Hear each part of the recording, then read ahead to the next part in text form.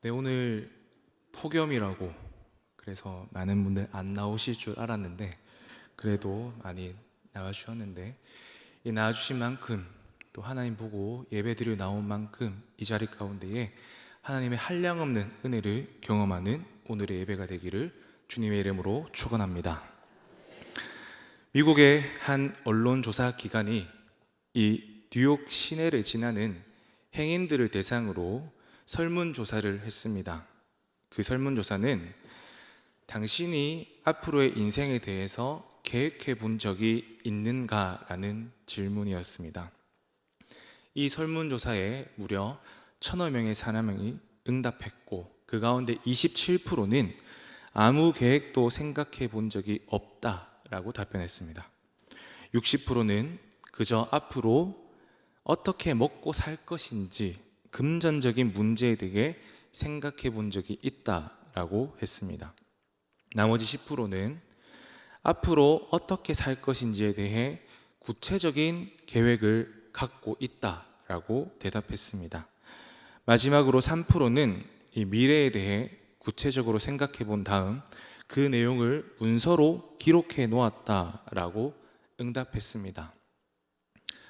이 설문조사의 흥미로운 것은 응답한 사람들끼리 이 생활 수준도 묘하게 일치한다라는 점이었습니다. 우선 아무 계획도 없다고 대답한 27%의 사람들은 많든 적든 이 정부나 사회복지시설 혹은 개인으로부터 생활보조금을 받고 살아가는 사람들이었습니다. 우리식으로 말하면 이 생활보호 대상자나 영세민에 해당되는 사람들이죠. 그 다음으로 이 생계를 위한 계획을 세워본 적이 있다고 응답한 이 60%의 사람들은 일용직에 종사하며 그럭저럭 생계를 꾸려가고 있는 사람들이었습니다. 미래에 대해 계획을 가지고 있다고 말한 이 10%의 사람들은 나름대로 전문직에 종사하며 비교적 이 부유한 생활을 누리고 있는 엘리트층이었습니다. 마지막으로 이 인생의 청사진을 구체적으로 기록한 문서를 갖고 있다고 응답한 이 3%의 사람들은 현재 미국 사회를 이끌어가고 있는 최고 지도층에 속하는 사람들인 것으로 밝혀졌습니다. 이 조사가 우리에게 던지는 메시지는 무엇일까요? 인생을 성공적으로 살기 위해서는 계획을 세워야 한다는 것입니다. 그러나 오늘 본문은 이러한 설문조사가 던지는 메시지에 반기를 들듯 사람의 마음에는 많은 계획이 있어도 오직 여호와의 뜻만이 완전히 서리라 라는 말씀을 통해 우리의 계획이 아무리 철저하고 옳을지라도 이 하나님의 뜻을 떠난 사람의 모든 계획은 헛된 것임을 말하고 있습니다. 사람이 어떤 일을 계획할 때에는 마치 그 모든 일이 다 이루어진 것 같은 착각에 빠집니다. 그러나 사람이 계획한 대로 이루어지지 않는 것이 세상의 이치인 것 같습니다. 세상 만사는 사람의 뜻대로 이루어지지 않고 오직 창조주이시며 세상을 다스리시는 주권자이신 하나님의 뜻대로 이루어질 줄 믿습니다. 그래서 야고보 사도는 야고보서 4장 13절의 말씀을 통해서 오늘이나 내일이나 우리가 어떤 도시에 가서 거기서 1년을 머물며 장사하여 이익을 보려 하는 자들을 언급합니다. 그런데 야고보는 당시 오늘날이나 이런 태도는 이 야고보가 지적한 이러한 것들은 당시 사람들이나 오늘 사업을 하는 사람들에게 흔한 모습 아니겠습니까? 이 성도라고 하여서 이런 정도의 사업 구상이나 계획을 짜지 못한다면 이 세상을 어떻게 살아가겠습니까? 그러나 야고보 사도는 이러한 점을 지적하는 것이 아님을 15절을 통하여서 밝히고 있습니다. 15절에 보면 주의 뜻이면 우리가 살기도 하고 이것이나 저것이나 하리라 할 것이거늘 이라고 이야기하면서 이 하나님의 뜻과 무관한 이 자기만의 뜻에 매여 있는 것을 문제 삼습니다. 사람이 계획을 짜고 사업 같은 것을 하고자 할 때 하나님을 그 속에 포함시키지 않으면 우리는 이 돌이킬 수 없는 치명적 실수를 범하는 것입니다. 주의 뜻을 고려하지 않고 자기의 뜻에만 근거해 살아가게 될 경우에는 사람은 흔히 말하는 대로 천년이고 만년이고 살 것이라는 착각과 시간과 장소의 이 일의 선택권이 이 자신에게 있다는 교만함에 직면하게 됩니다. 앞서 말씀드린 대로 사람은 당장 자신이 살고 죽는 것을 알지 못하므로 모든 계획이 헛될 수밖에 없습니다. 그러므로 성도는 모든 계획이 이 하나님의 허락이 전제되어야 이루어질 수 있음을 기억해야 할 줄로 믿습니다. 하나님 앞에서 늘 겸손한 자세로 살아감과 동시에 하나님의 인도하심에 순종해야 합니다. 우리 갈라디아서 2장 20절 말씀을 다 같이 읽어보겠습니다. 시작. 내가 그리스도와 함께 십자가에 못 박혔나니 그런즉 이제는 내가 사는 것이 아니요 오직 내 안에 그리스도께서 사시는 것이라. 이제 내가 육체 가운데 사는 것은 나를 사랑하사 나를 위하여 자기 자신을 버리신 하나님의 아들을 믿는 믿음 안에서 사는 것이라. 그렇습니다. 이 모든 사람의 삶이 하나님의 주권 속에 있습니다. 사도 바울은 자신이 그리스도 안에서 십자가에 못 박혀 죽었으므로 이제 자기가 사는 것은 곧 자기 안에 계시는 그리스도께서 사시는 것이라고 고백합니다. 이는 구원받은 사람의 삶의 목적과 모든 과정이 하나님의 뜻 아래 있음을 뜻합니다. 그리스도 안에서 새 생명을 얻은 성도는 모든 삶에서 하나님이 기뻐하시는 뜻을 이루기 위해 거룩한 방법만을 따라야 합니다. 삶이 자신의 것이라 주장하는 자세를 버리고 자신의 모든 것이 하나님의 주권 속에 속해 있음을 인정하는 것이 우리가 마땅히 품어야 할 겸손한 신앙의 자세입니다. 구원받고 하나님을 알게 된 우리가 날마다 어떻게 살아가야 할지 고민하고 이 성공적인 앞날을 위해 고민하는 우리에게 잠언 16장 1절과 3절 그리고 9절 말씀은 참된 위로를 주는 것 같습니다. 마음의 경영은 사람에게 있어도 말의 응답은 여호와께로부터 나오느니라. 너의 행사를 여호와께 맡기라. 그리하면 내가 경영하는 것이 이루어지리라. 사람이 마음으로 자기의 길을 계획할지라도 그의 걸음을 인도하시는 이는 여호와이시니라. 아멘. 이 구절들을 우리가 종합해서 보면은 내용은 다음과 같습니다. 우리가 아무리 큰 꿈을 갖고 이것저것 하리라 계획을 세울지라도 결국 그 모든 것은 이 하나님의 손에 달려 있다라는 것입니다. 생, 사, 화, 복, 이 살고 죽는 일이 다 하나님의 손에 있는데 그런 유한한 한계투성이인 우리의 인생이 무슨 원대한 꿈을 품고 계획을 세우든 어떻게 그 꿈을, 그 계획을 이룰 수 있겠습니까? 모든 행사를 하나님께 맡겨야 할 것입니다. 그러면 우리는 이 목표한 꿈과 비전을 이루게 될 줄로 믿습니다. 계획이 필요하고 그 꿈에 집중하는 것도 중요하지만 우리가 하나님께 모든 것을 맡길 때 우리의 시선은 확장되고 넓어질 수 있습니다. 왜냐하면 하나님의 원대한 섭리 속에 바로 내 계획도 포함되어 있기 때문입니다. 그러므로 내 계획과 하나님의 계획은 다르지 않습니다.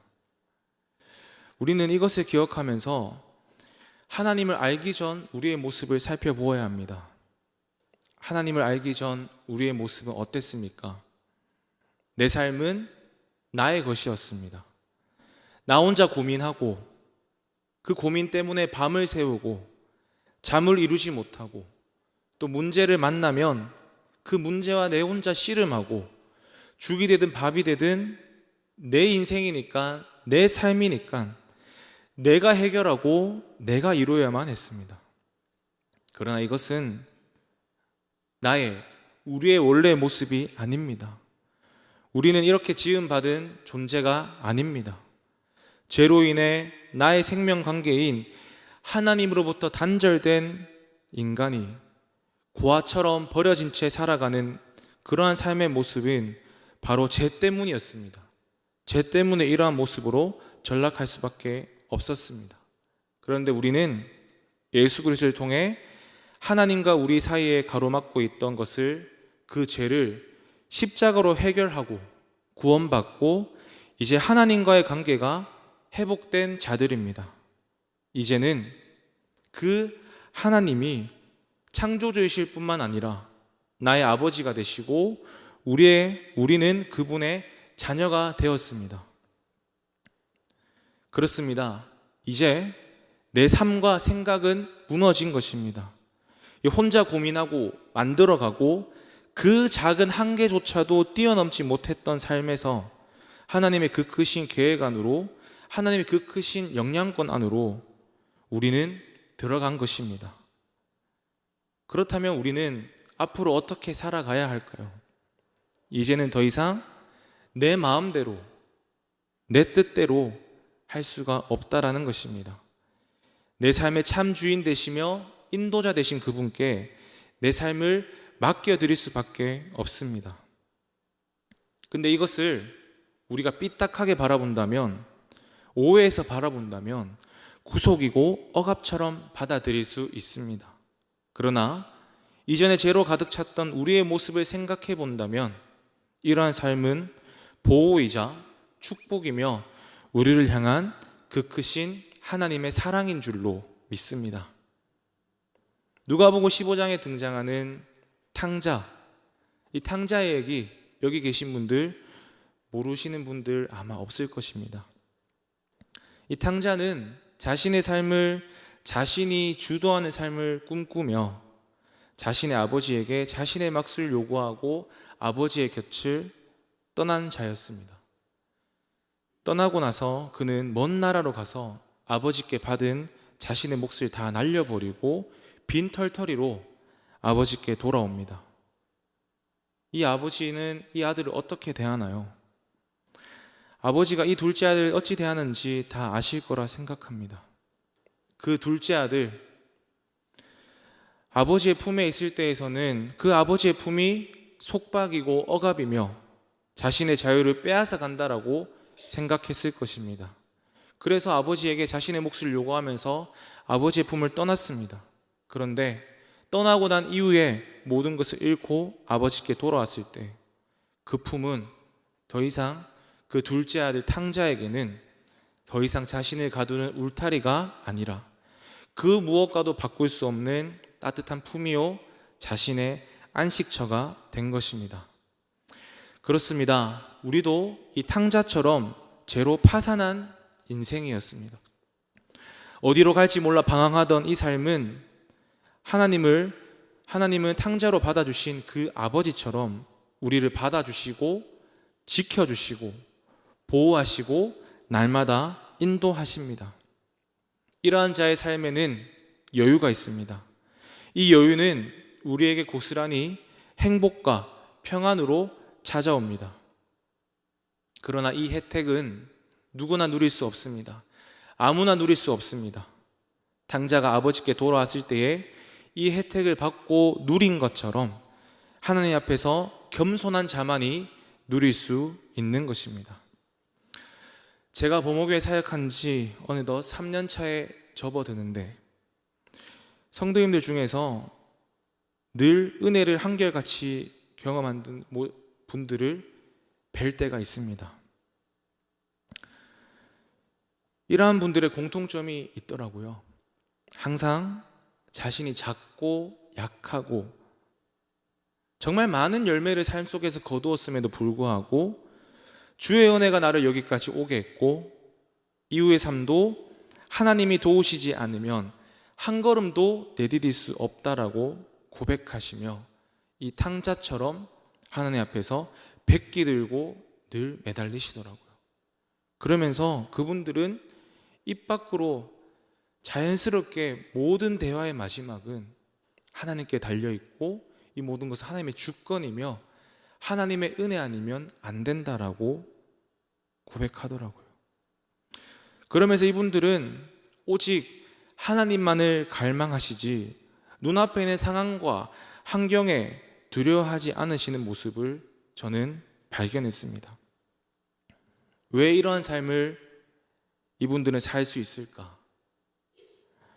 바로 자신의 계획이 하나님의 뜻 안에 세워져 있음을 누구보다 믿고 알기 때문입니다. 하나님을 아버지로 모시고 하나님의 자녀가 된 우리는 하나님의 뜻대로 인생길을 걸어가기 위해 가장 먼저 해야 되는 것은 자신의 삶을 향한 하나님의 뜻이 무엇인지를 알아야 합니다. 그것은 우리가 잘 아는 대로 바로 말씀과 기도입니다. 성경은 하나님의 뜻을 알려주는 가장 중요한 도구입니다. 그리고 기도를 통해 하나님과의 친밀한 관계를 유지함으로 우리의 마음을 하나님께 열고 우리는 하나님의 음성을 들어야 합니다.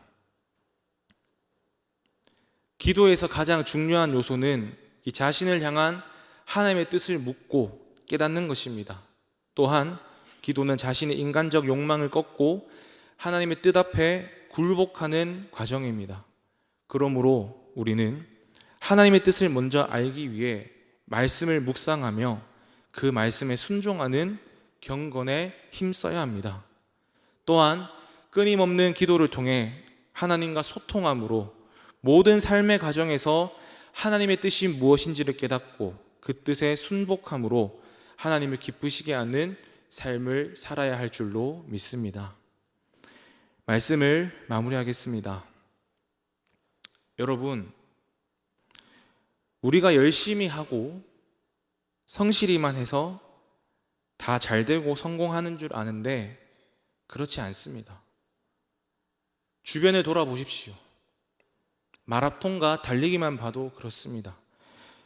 맨날 냅다 뛴다고 해서 우리는 이봉주처럼 뛸 수가 없습니다. 그리고 부지런히 아끼고 지독하게 절약했다고 해서 워렌 버핏처럼 부자가 되는 것도 아닙니다.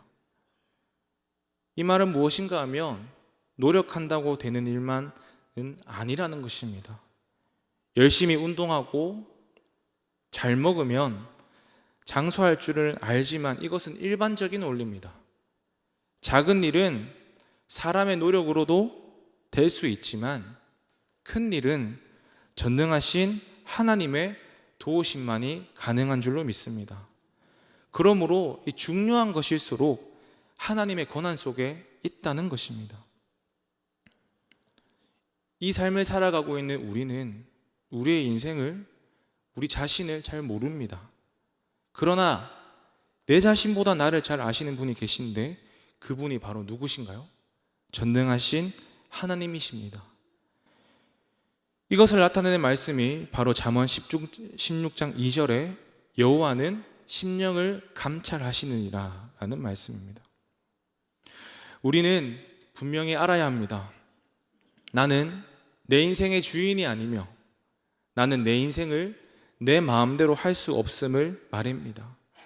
하나님을 인정하고 하나님이 나의 주인이 되어야 할 줄로 믿습니다.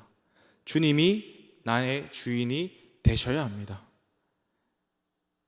오늘 이 말씀을 통해 우리 모두는 나를 가장 잘 아시는 그분께 내가 계획한 그 모든 것을 맡겨드립시다. 이렇게 될 때 내가 철저하게 세운 내 계획조차도 하나님의 뜻 안에 있다는 것을 우리는 깨닫게 되고 우리는 기억하게 될 줄로 믿습니다.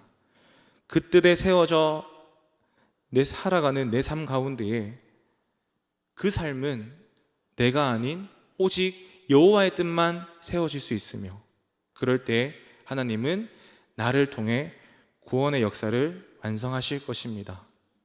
남은 한 주 오늘 우리에게 허락하신 이 말씀의 복을 누리는 범어교회 모든 성도님들 되시기를 주님의 이름으로 축원합니다. 오늘 주신 말씀을 기억하면서 다 같이 기도하기 원합니다. 하나님 아버지, 내 삶을 인도하시는 분은 오직 하나님 한 분이심을